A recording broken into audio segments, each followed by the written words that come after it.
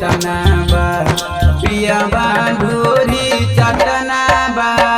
पियाबा ढोरी चटना बा रतियों में घटल घटना बा रतियों में घटल घटना बा पियाबा ढोरी चटना बा सैया होठ चटना बा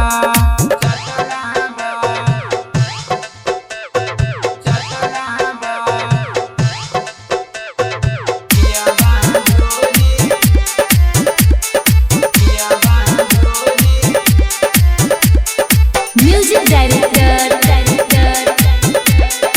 शुभम सुमेरपुर।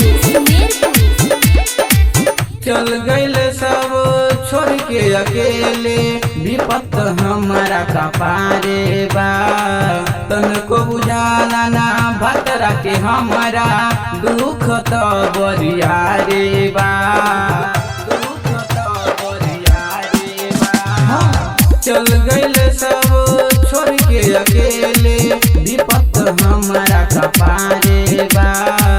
तनको बुझाला ना भतरा के हमारा दुख तो बरिया रे बा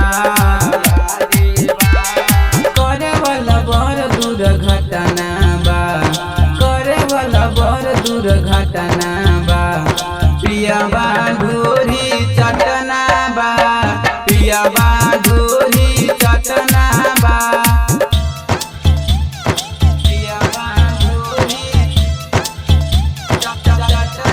बा पियाबा ढोरी अंगिका रिकॉर्डिंग स्टूडियो रुपौली पूर्णिया बिहार। रुपया कमाइल जाए न मुमना हमर धन तल कैते बा मसूदन मंडल के रोकी कैसे राहुल जब छनछनाउते बा